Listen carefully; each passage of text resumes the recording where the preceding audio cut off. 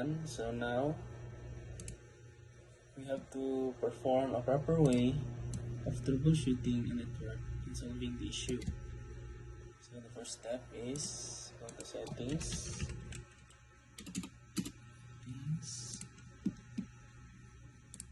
and go to network internet. So my internet is good, and if your internet is not good, click the network troubleshooter to fix your problem.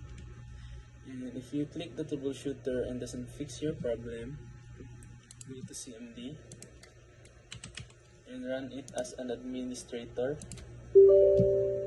Click yes.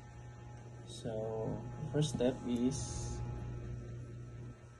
type IP config space /flash DNS.